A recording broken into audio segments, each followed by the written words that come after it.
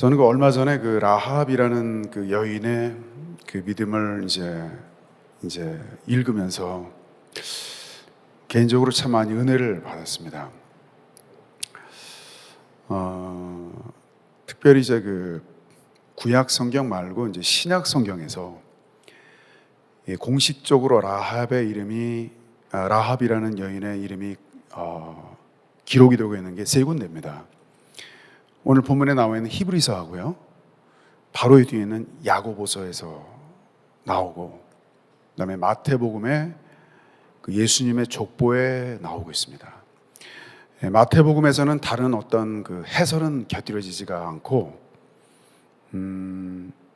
예수님의 그 족보의 이제 이야기에 나오고 있고요. 특별히 히브리서와 야고보서는 이 라합이라는 여인의 믿음이 어떠했는지를 구체적으로 증언을 하고 있습니다. 이 사람의 믿음은 이런 것이었다라고 증언을 하고 있습니다. 그래서 이제 이 라합에 대한 기사는 공식적으로 여호수아 2장에 나와 있는 것이 답니다. 근데 여호수아 2장에 나와 있는 기사는 히브리서와 야고보서에 있는 것보다는 조금 더 자세하게 기록이 되었겠죠. 근데 그분의 어떤 그 행적, 그 라합이라는 여인이 했던 그분의 어떤 삶의 모양새를 신학적으로 해석을 해주고 있는 것이 히브리서와 야고보서입니다. 그래서 오늘 특별히 저는 히브리서와 야고보서의 이 라합의 믿음에 대한 신학적 해석 두 가지를 중심으로 같이 말씀을 좀 나눠볼까 합니다. 특별히 그 히브리서 11장은 우리가 잘 아시는 대로 믿음장이잖아요. 고린도전서 13장이 사랑장, 뭐 이런 어떤 별명이 있듯이 히브리서 11장은 믿음이라는 것이 무엇인지에 대한 그 정의를 내리고 있는 그 믿음장이잖아요. 근데 이제 그 믿음장에서 나와 있는 여러 인물들이 있습니다.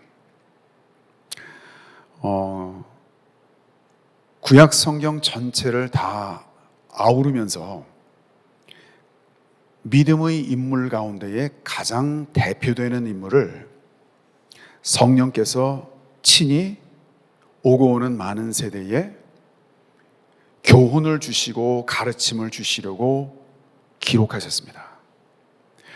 근데 제가 여기서 주목을 좀 해보게 된 것은 얼마나 물론 좀 부담이 되기는 합니다. 사람을 높이는 것은 참 부담되는 일입니다.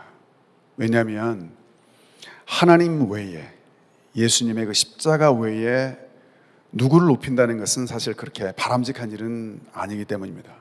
그러나 그럼에도 불구하고 성경이 이렇게 기록을 하고 있기 때문에 성경에서 기록하신 말씀 그 범위 안에서만 한번 우리가 보고자 하는데, 특별히 제가 이렇게 그 면면을 이렇게 쭉 들여보니까 아벨, 에녹, 노아, 아브라함, 사라, 이삭, 야곱, 그다음에 모세의 부모님 두 분 이름은 나와 있지 않습니다. 그다음에 요셉, 모세, 그리고 여호수아의 이름은 없어요. 가나안 정복의 영웅이었던, 그리고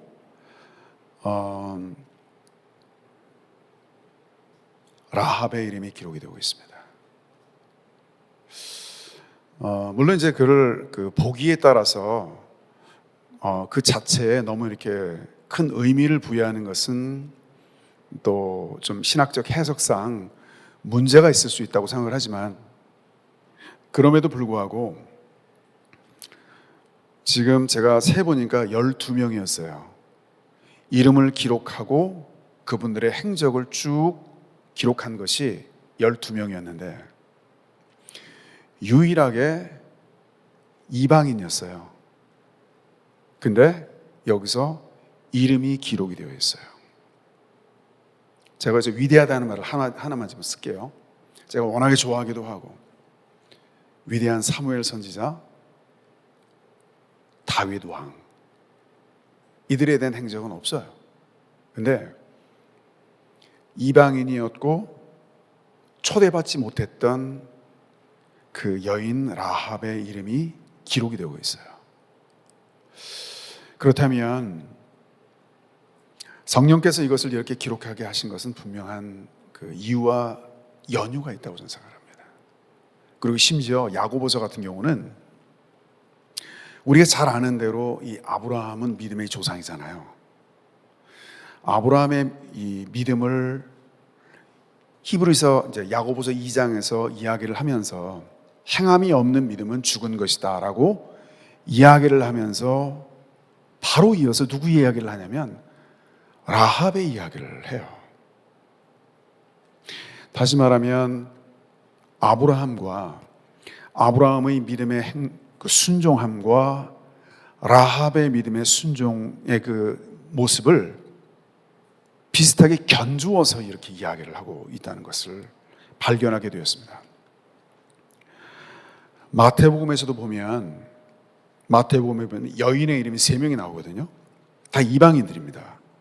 라합과 롯과 그리고 우리아의 아내, 그죠? 밧세바인데 이름은 말하고 있지 않습니다. 이 3명입니다. 그래서 저는 이 라합의 믿음이라는 게 과연 뭘까?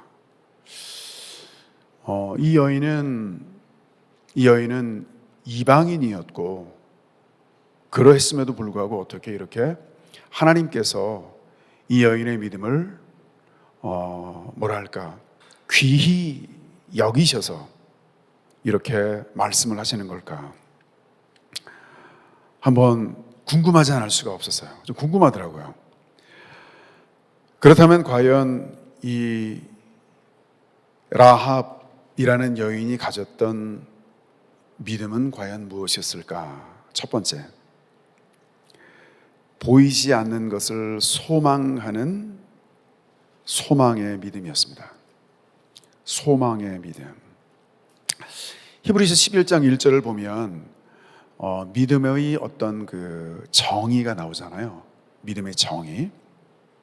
믿음은 바라는 것들의 실상이요 보이지 않는 것들의 증거니. 이렇게 그 믿음의 증거를 이렇게 이야기를 하고 있는데요. 여기 이렇게 쭉 기록되어진 모든 인물들의 이 믿음을 소망이라는 렌즈로 줌인을 해서 쫙 바라보고 있습니다. 다시 말하면 이분들의 모든 행적이 하나님의 말씀을 받았습니다. 그리고 그 말씀은 아직 이루어지지 않은 상황 가운데 있습니다. 지금 내가 처한 현실은 내가 받은 말씀과는 너무나도 조화롭지 못해요. 전혀 상관이 없어요. 너무 동떨어져 있어요. 하나님께서 나에게 주신 그 말씀과 지금 내가 살아가고 있는 현실은 너무나 달라요. 그럼에도 불구하고 그 말씀이 증거가 되어서 믿음을 가지고 소망 가운데에 그 말씀을 따라서 나아갔다라는 관점으로 여기 모든 인물들을 이야기를 하고 있었습니다. 자세히 보시면 다 그래요. 모세도 그러했고요. 아브라함도 그러했고 다 그러했습니다. 노아도 그러했고. 자, 그렇다면 동일한 관점으로 이 라합이라는 여인이 가졌던 소망은 무엇이었을까? 한번 깊이 묵상을 좀 해보게 되었습니다. 이 여인이 가졌던 어떤 그 소망의 첫 번째 근거가 있었어요. 여호수아에서 제가 이제 읽은 말인데요. 한번 읽어드릴게요. 여호수아서 2장 10절에 보면 이런 말이 있습니다. 두 정탐꾼들을 앞에 놓고 하는 이야기입니다.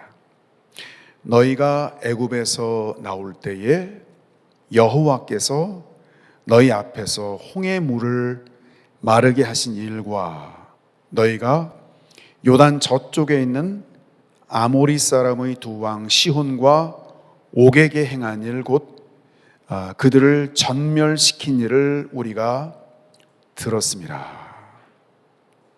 여기 보면 들었다라는 말이 나옵니다. 들었다. 어떤 말씀이 연상되죠? 로마서에 믿음은 들음에서 나며 들음은 여호와의 말씀으로 말미암느니라. 하나님이 행하신 그 모든 일들에 대해서 라합이라는 여인이 들었습니다. 자, 이걸 들었을 때에 전능하신 하나님에 대한 소문을 들었습니다.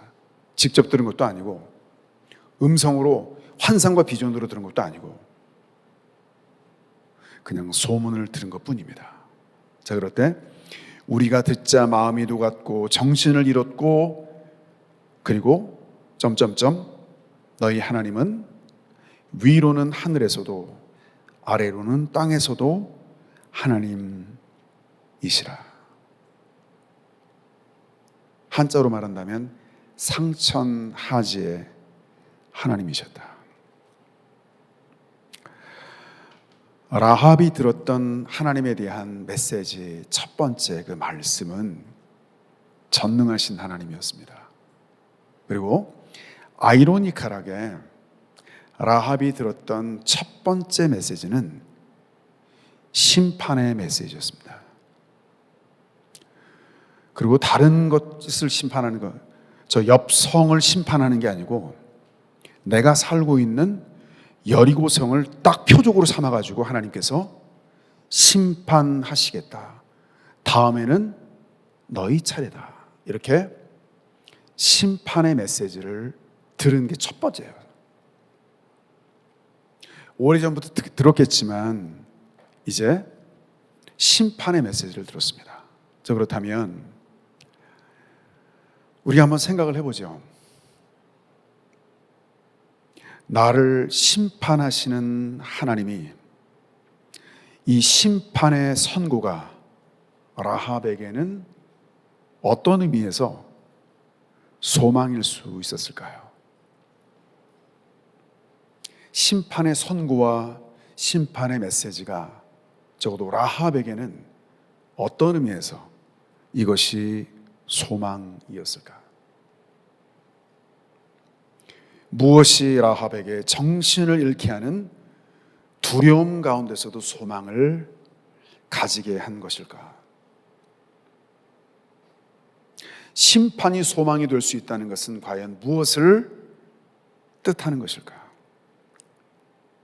여러분, 이렇게 한번 일반적으로 생각을 한번 해보겠습니다. 라합이 행동했던 행동 말고 일반적인 의미에서 한번 이 말씀을 돌이켜 생각해 본다면 심판의 소문을 들은 그것과 심판이 나의 현실 속에서 집행되기까지는 시간이 있어요. 심판이 선고되었습니다. 그리고 심판이 집행되어지는 바로 그 순간까지는 시간이 있습니다. 자, 그러면 이 시간은 무엇을 의미하는 것이냐면 내가 아직은 심판이 임하지 않았기에 심판을 피할 수 있는 기회가, 시간이 아직도 나에게는 남아 있다. 여러분, 아직 나에게 시간이 있다. 절망적인 소식 앞에 하늘이 무너지는 것과 같은 마음의 무너짐이 있었을 때 그 소식을 들었습니다. 그런데 그것이 실제 나의 현실이 되기까지 아직 좀 시간이 있어요. 조금 시간이 있어요. 어떤 시간? 돌이킬 수 있는 시간, 회개할 수 있는 시간, 살 수 있는 그 시간. 이 시간이 곧 기회일 수 있는 거죠. 시간은 임박했지만 심판을 피할 수 있는 방법과 길을 찾을 수 있는 기회가 아직 남아있다는 것은 우리에게 뭐예요? 마지막 희망일 것입니다. 여러분, 이렇게 보면 우리가 사는 세상은 그렇습니다. 아담 이후로 이미 세상은 하나님으로부터 영원한 심판을 선고를 받고 이 세상 가운데 모든 인생은 태어났을 뿐입니다. 앞서거니 뒤서거니 사는 날수는 조금 다를 수 있겠지만 그냥 심판이 선고되었고 육체의 죽음과 더불어서 영원한 멸망을 향하기 전에 잠시 유예 기간을 우리가 가지고 있다는 것뿐 별반 다른 차이는 없는 것입니다. 내게 아직 남아있는 그 시간, 그 기회에 심판을 피할 길을 찾고 구할 수 있는 기회가 나에게 아직은 있다. 마태복음 4장 17절에 보면 이렇게 기록을 하고 있습니다. 회개하라, 천국이 가까웠느니라. 하나님께서는 항상 이렇게 심판을 선고하시고 피할 길을 내셨던 것을 봅니다. 요나서 3장 4절을 보면 요나가 그 니느웨 성읍에 들어가서 하루 동안 다니면서 외쳤습니다. 40일이 지나면 니느웨가 무너지리라. 심판을 선고받은 니느웨. 그렇지만 아직 심판이 집행되지는 않은 그 40일. 이 40일 동안 니느웨 사람들은 자신을 돌이킬 수 있는 시간을 마지막으로 얻었습니다. 다행스럽게 그들은 요나의 이 선고를, 경고를 받고 회개했습니다. 그리고 하나님의 용서를 받은 것입니다.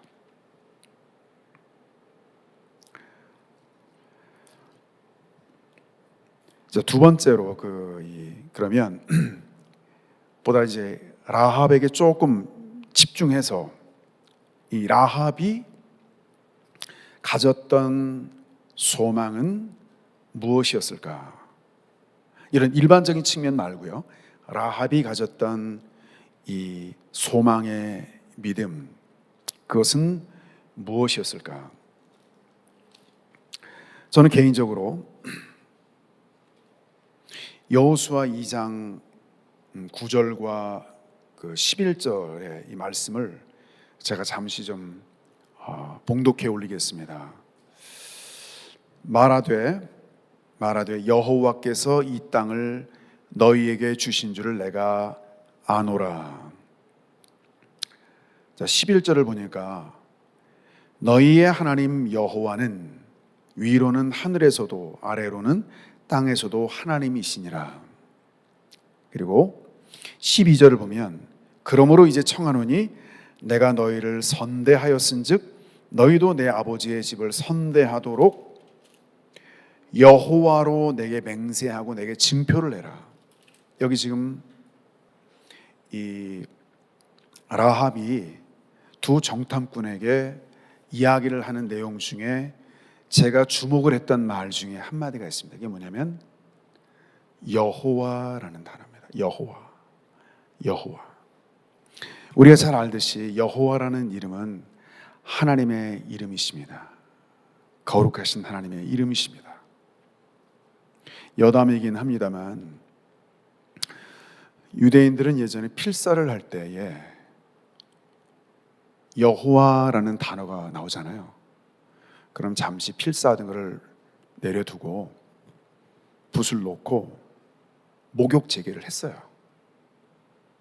그리고 나서 거룩하고 진지하고 엄숙한 마음으로 여호와, 그거를 적었다고 합니다. 한 단어 때문에. 여호와라는 이름을 처음으로 계시하셨던 그 하나님의 종이 누구냐면 모세예요. 모세를 부르셨을 때 모세가 묻습니다.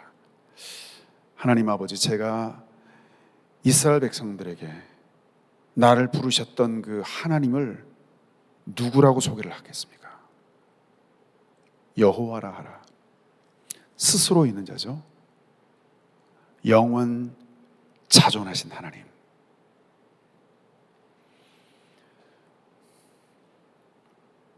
내가 이것을 아브라함에게도 이삭에게도 야곱에게도 알리지 않았다. 여호와. 그러면서 하나님께서 말씀하신 게 뭐냐면 언약이었습니다. 언약. 언약이라는 것은 뭐냐면 언약의 하나님인데, 언약의 하나님이라는 것은 곧 너와 내가 관계를 맺었다, 관계를 시작했다, 이런 뜻이죠.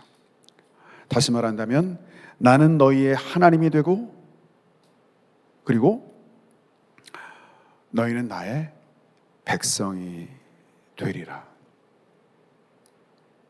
관계의 그 전제는 생명을 전제로 하죠.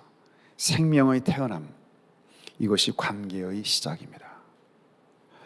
부부가 결혼을 해서 아이를 낳게 되면 그때로부터 관계가 시작이 되죠. 부모 자식 간에, 나의 아버지 나의 어머니, 나의 아들 나의 딸, 관계가 시작이 됩니다. 자, 그런데 한마디로 요약을 한다면 언약의 하나님이라는 말은 은혜의 하나님이라는 말입니다. 은혜의 하나님. 이스라엘은 결단코 자신들의 공로와 힘으로 하나님의 백성이 될 수 있는 자격이 결단코 절대로 영원히 없었어요. 오직 하나님의 은혜로만 가능했습니다. 지금 그 짧은 두 정탐꾼과의 대화에서 지금 이 너무나도 놀랍게 누가 가르쳐 줬는지, 어디서 배웠는지, 그것은 성경이 기록하고 있어서 우리가 기록하고 있지 않아서 알 수는 없지만 라합이 지금 3번을 말하고 있습니다. 여호와, 여호와, 여호와 너희의 하나님. 다시 말하면 은혜의 하나님입니다. 저는 그 히브리서를 이렇게 읽다가요, 한 가지 좀 이상한 게 있었어요. 그게 뭐냐면 여성이라는 것도 좀 이상하긴 했지만 이방인이라는 것도, 근데 라합의 이름 앞에 붙어 있는 수식어가 있었어요. 그게 뭐였죠? 기생 라합이에요. 기생 라합. 왜 그러셨을까? 그냥 라합이라고 하시지. 왜 그냥 굳이 이렇게 막 아픈 나의 이 상처를 가만둬도 그냥 다 아는 건데 왜 그냥 이렇게 굳이 이거를 막 만지실까? 이렇게 이게 상처가 없으면 이렇게 때려도 괜찮아요. 근데 여기 막 상처가 있으면 닿기만 해도 굉장히 아파요. 어떻게 보면 남자도 아니고 여자인 라합에게 있어서 라합 앞에 붙어 있는 이 수식어는 그렇게 참 어떻게 보면 아픈 것일 수도 있고, 굳이 드러내지 않아도 되는 건데 굳이 기생 라합이라고, 야고보에서도 동일하게 기생 라합이라고 그거를 드러내셨을까? 저는 이렇게 한번 해석을 해보고 싶습니다. 그것은 라합의 좀 숨기고 싶은 그 어떠한 부끄러움을 그냥 일부러 드러내려고 하셨다기보다는 하나님의 그 사랑, 하나님의 은혜는 이렇게도 커서, 어떻게 보면 그 말은 사람이 가질 수 있는 가장 아프고 부끄럽고 수치스럽고 내가 그냥 잊고 싶고 더 이상 생각하고 싶지 않고 그냥 쳐다보고 싶지도 않은 그 과거의 그 어떤 것인데, 그것마저도 넉넉하고도 풍성하게 영원토록 품을 수 있는 하나님 아버지의 영원한 사랑. 그러했기에 그 사랑 앞에서는 내가 과거에 어떤 사람이었다 할지라도, 어떤 일을 했다 할지라도 하나도 부끄러울 것이 없고 하나도 수치스러울 것이 없는 아버지의 그 영원한 넉넉함, 사랑, 품으시는 그 은혜, 다함이 없는 하나님의 긍휼과 자비. 여러분, 나를 있는 그대로 받아주시는 분 앞에서는 내가 진정한 의미에서 쉴 수 있습니다. 그거를 모형적으로 우리에게 주신 분이 바로 어머니잖아요. 어머니는 내가 어떤 실패를 해도 그냥 있는 그대로 받아줘요. 세상은 그렇지 않아요. 정확한 규격을 가지고 거기에 맞는 사람으로 내가 맞추어 주지 않으면 어림도 없습니다. 국물도 없습니다. 다 거절합니다. 그러나 나를 있는 그대로 받아주시는 분, 그 앞에서는 있는 그대로 쉴 수 있고 편안하게 나의 그 모든 연약함들을 다 내려놓을 수 있어요. 그게 잘했다는 의미가 아니고 그래도 된다라는 것을 정당화시키는 게 아니라 그럼에도 불구하고 나를 있는 그대로 품으시고 안으시는, 그것은 곧 사랑의 품이었던 것이죠. 기생 라합, 여인이었고 이방인이었고 가장 존경받지 못하는 그 어떠한 일을 하고 있던 그 여인이라 할지라도 하나님의 그 영원하신 넉넉한 긍휼과 자비와 다함이 없는 사랑의 그 품 안에서는 기생 라합도 이방인이라 할지라도 참새도 아버지 집에서는 새끼들 보금자리를 얻는 그런 따뜻함, 편안함, 안식과 평안, 다함이 없는 은혜. 누가 나를 어떻게 보면 어떡할까? 눈치 보지 않아도 되고 굳이 나를 이렇게 옷매무새를 단정히 하지 않아도 되는, 있는 그대로 나를 품으시는 아버지의 사랑이 가장 돋보이는 대목. 기생 라합은 믿음으로. 할렐루야. 이 대목에서는 할렐루야를 안 할 수가 없어요. 이것은 어떻게 보면 죄를 잃고 죄를 짓고 영원한 안식처를 잃어버린, 어쩌면 상황과 환경은 조금 다를 수 있고 처지는 좀 다를 수 있겠지만 영원한 아버지를 잃어버린, 우주 안에 고아가 되어버린 상처와 아픔뿐인, 그러면서도 영원한 목마름과 해결책을 여전히 안지 못하고 살아가고 있는 아담 이후의 모든 인생들을 대변해주는 그런 모습이라고 생각합니다.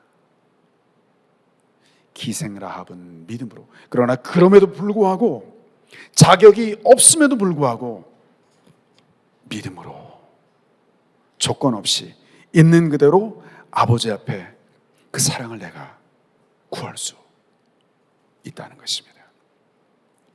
이런 의미에서 라합이 가졌던 믿음, 그것은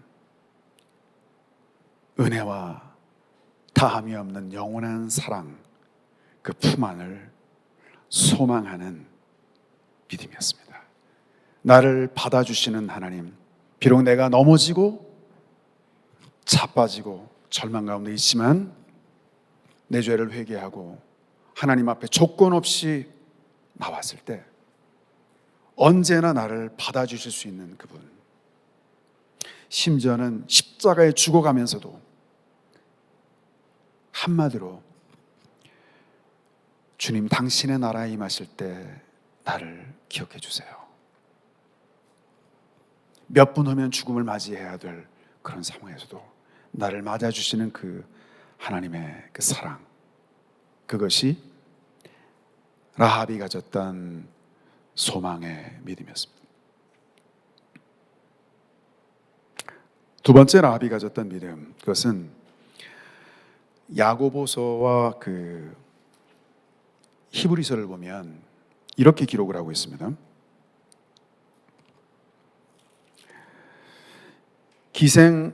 믿음으로 기생 라합은 정탐꾼을 평안히 영접함으로 순종하지 아니한 자와 함께 멸망하지 아니하였도다. 순종하지 아니한 자와 함께 멸망하지 않았대요. 자, 이러면서 이거를 야곱의 믿음을 그렇지 않은 사람의 이 불신앙을 빗대어서 설명을 합니다. 그게 뭐냐면 순종하는 믿음이었습니다. 히브리서, 야고보서를 보면 2장에 보면 이렇게 이야기를 했습니다. 또 이와 같이 기생 라합이 2장 25절에 사자들을 접대하여 다른 길로 나가게 할 때에 행함으로 의롭다 하심을 받은 것이 아니냐. 같은 말인데 다르게 표현을 한 것이죠. 순종하는 믿음, 행함으로 의롭다 함을 얻는 믿음이었습니다. 라합의 인생에 있어서 이 두 정탐꾼의 그 방문은 그 인생에 있어서 정말로 거대한 크나큰 결단의 순간이었습니다. 내가 여리고 백성으로 남아서 여리고 사람들 편이 될 것인지 아니면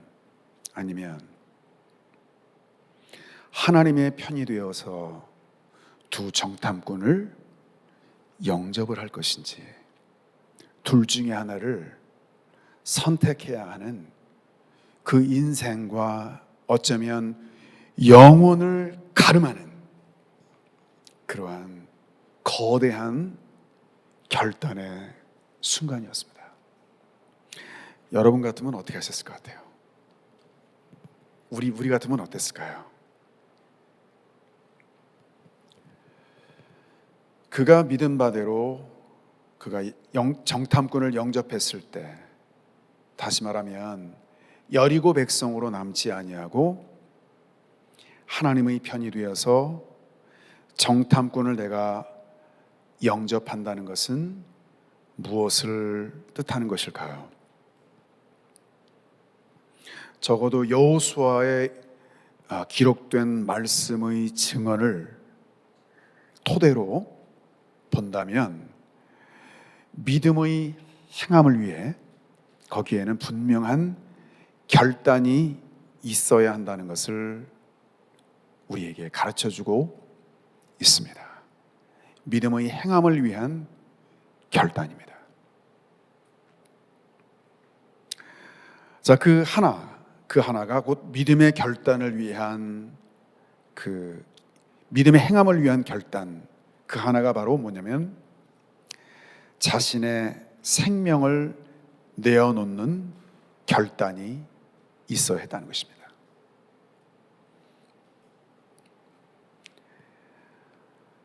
제가 이제 그 선교지에 좀 있어 보니까요. 저는 북아프리카에 좀 살았었고요. 뭐 지금은 제가 나왔으니까 좀 밝힐게요. 모로코에 좀 살았었습니다. 2008년부터 2020년까지. 근데 이 사람들에게 있어서는 예수님을 믿는다는 것은 굉장한 결단입니다. 굉장한 결단입니다. 왜 그게 굉장한 결단이냐면, 일단 이 모로코는 왕국인데 어떤 왕국이냐면 이슬람 왕국이에요. 무슨 얘기냐면 헌법이 있고 코란을 근거로 한 샤리아가 있어요. 종교법이 있어요. 그래서 지금도 그 그랜드 무프티라고 그래요. 다시 말하면 샤리아 법을 해석해주는, 우리로 말하면 대법관 같은 거예요. 종교. 그게 모스크마다 다 있고요. 그 다음에 이 수도인 라바트에 가장 그 우리로 말하면 그 대법원장 같은 그런 그랜드 무프티가 있어요. 여기는 태어나면 그냥 누구나 다 무슬림이에요. 내 의지와 상관없어요. 왜냐하면 무슬림 왕국이고 모로코 헌법에 모든 모로코 사람들은 무슬림으로 태어난다. 이렇게 법으로 정해져 있고 개종이라는 것은 불가능해요. 만약에 개종을 한다 그러면 실정법을 위반하는 일이 돼요. 이 사람들에게 있어서 이 종교를 바꾼다는 것은 굉장히 엄청난 결단을 필요로 하는 것이고, 제가 재밌는 이야기를 한번 들은 적이 있습니다. 제가 한번 연세가 조금 있으신 한 60대 중반 정도 되시는 분을 한번 이렇게 만나서 이제 전도도 하고 교제를 좀 나눈 적이 있어요. 한 몇 개월.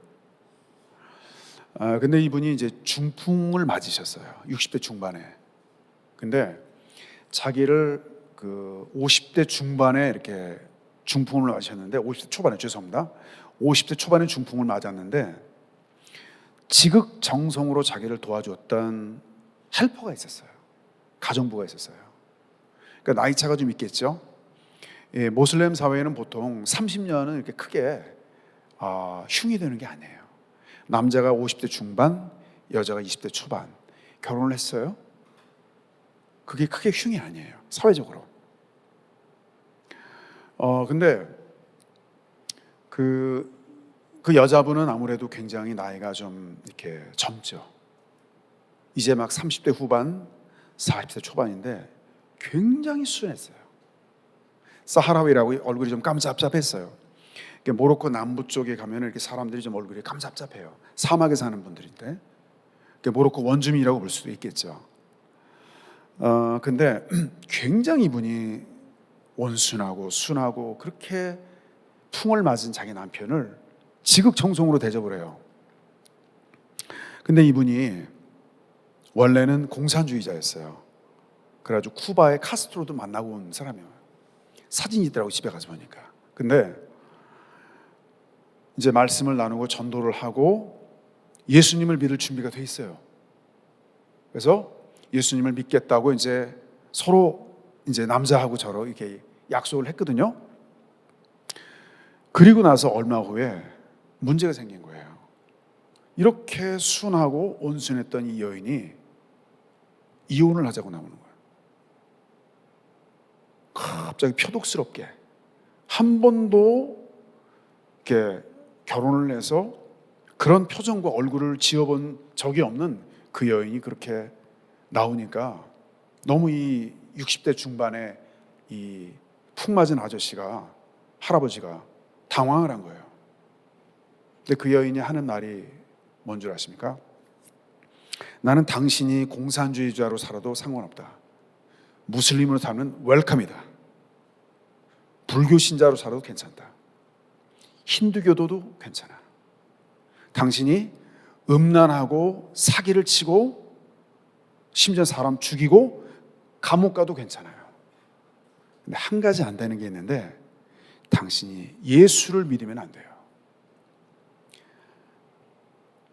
참 제가 그 말을 듣고 얼마나 기가 막힌지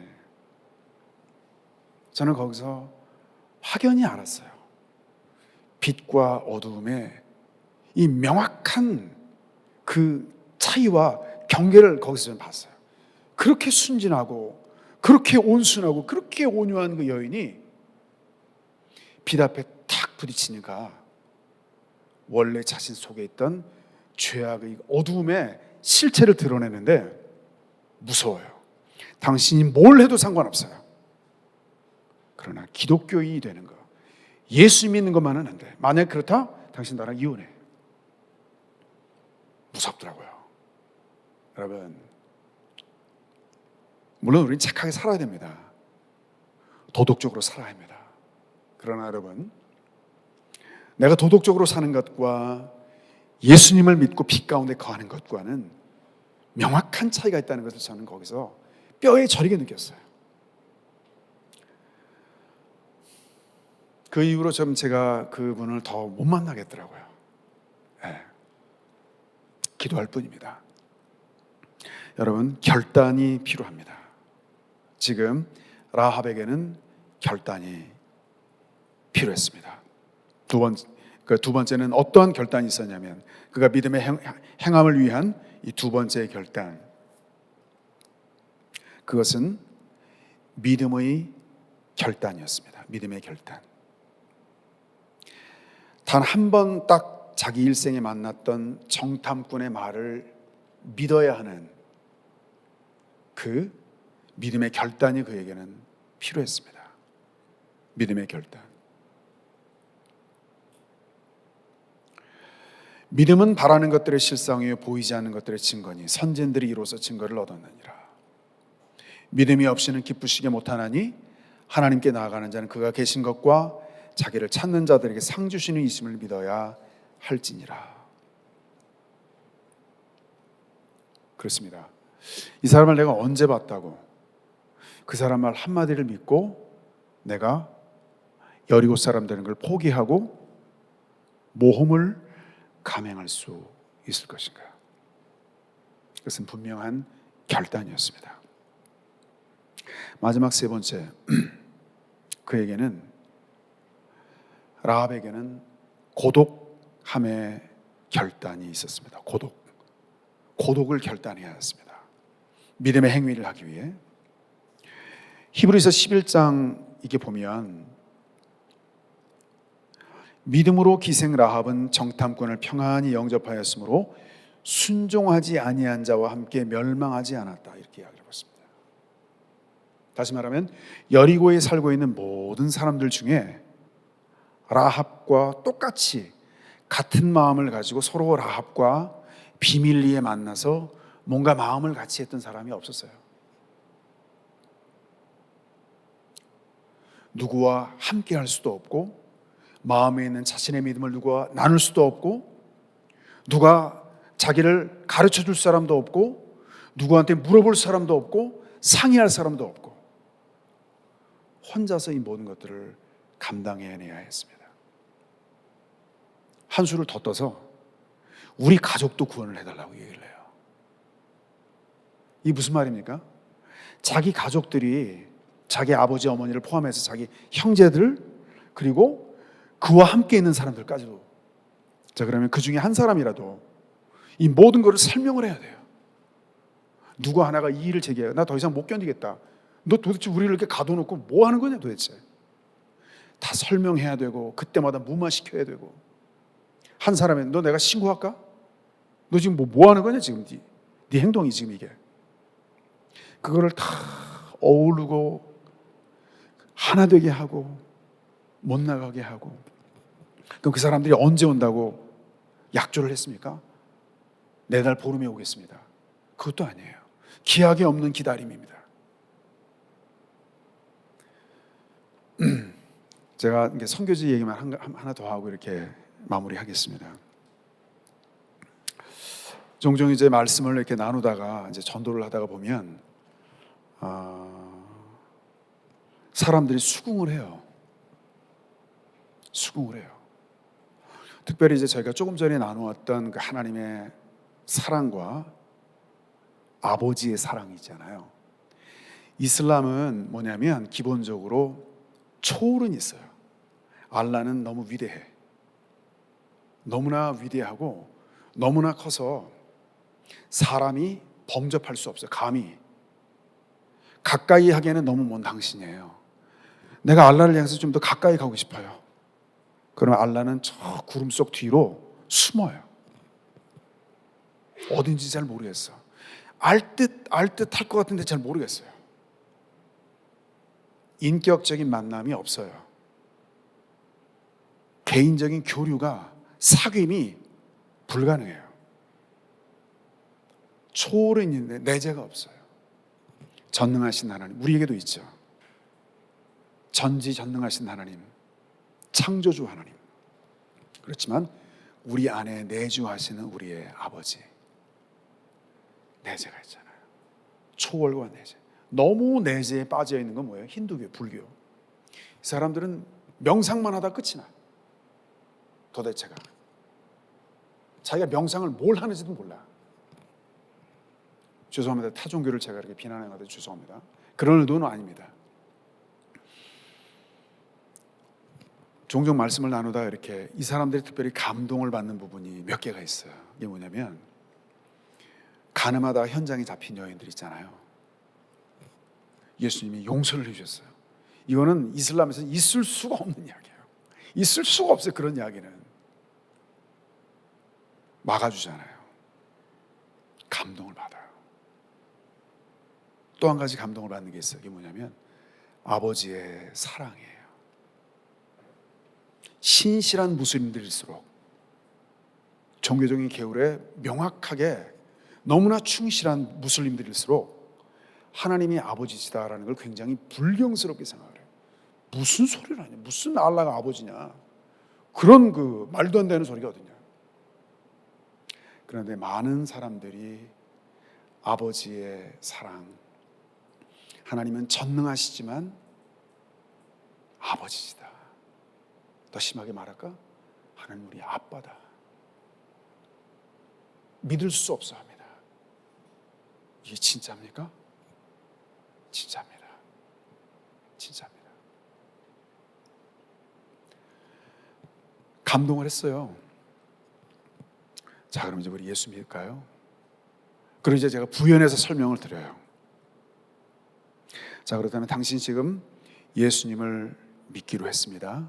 나랑 결신하기 전에 한 가지만 합시다. 자, 당신이 지금 예수님을 믿기로 마음에 결심을 하고 나와 같이 기도를 따라한다는 것은 어떤 의미가 있는 거냐면, 당신이 더 이상 무슬림 공동체의 일원이 아닙니다. 지금부터는 예수님을 믿는 사람입니다. 더 이상 무슬림 아닙니다. 그러면 화들짝 놀라요. 당신이 나한테 얘기해 주는 건 내가 알겠어요. 감동이 돼요. 믿고 싶습니다. 그런데 그러면 내 친구, 나의 부모, 내 형제는 뭐예요? 그 사람들은 다 지옥 가는 거예요? 자한남이 아랍어로 지옥이에요. 자한남? 아니에요. 그건 아닌 것 같아요. 제가 어려서부터 제가 믿어왔고 알았고 그것은 나의 삶이었어요. 얼마 전에 지났지만 그 희생제가 있어요. 우리로 말하면은 설날 같은 거요. 추석 같은 큰 명절이에요. 양 잡고 때때 옷 입고, 예? 그런 걸 가지고 그냥 방문하고 가난한 사람 나눠주고, 이런 것과의 순간적인 단절, 그런 고독감, 아니에요. 전 못해요. 전 많이 봤어요. 그런 사람들, 그런 무슬림들 많이 봤습니다. 복음에 대해서는 반응을 해요. 하나님의 사랑에 대해서 감격도 해요. 그런데 그런 공동체 속에서 내가 단절이 되고 분열이 되고 절연이 되고 끊어지고 나 홀로 있어야 된다, 이걸 못 견디고 그냥 무슬림에 남아있는 사람들 많이 봤습니다. 그런데 저는 여기서 이제 이 라합이 고독함을 결단했다, 생명을 내어놓는 희생을 각오했다, 인내를 결단했다, 여러 가지가 있는데 믿음을 결단했다. 라합의 믿음이 이렇게 대단합니다. 우리도 그렇게 본받읍시다. 물론 그런 것도 있습니다. 그러나 제가 드리고 싶은 말씀은 결론적으로 이것입니다. 이러한 어려운 대가입니다. 사실은 굉장히 큰 결단이고 각오입니다.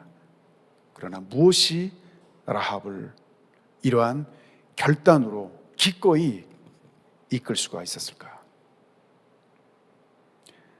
하나님의 영원한 사랑이었습니다. 할렐루야. 네, 그렇습니다. 라합은 결코 홀로가 아니었습니다. 시편 23편 4절에 보면 내가 사망의 음침한 골짜기로 다닐지라도 해를 두려워하지 않으면 주께서 나와 함께 하심이라. 주의 지팡이와 막대기가 나를 안위하심이라. 아멘. 같이 한번 기도하겠습니다. 하나님 아버지, 감사합니다. 우리에게도 라합이 가졌던 영원한 하나님 나라에 대한 하나님 아버지 사랑에 대한 소망과 순종의 믿음을 가질 수 있도록 축복해 주옵소서. 예수님의 이름으로 기도하옵나이다. 아멘.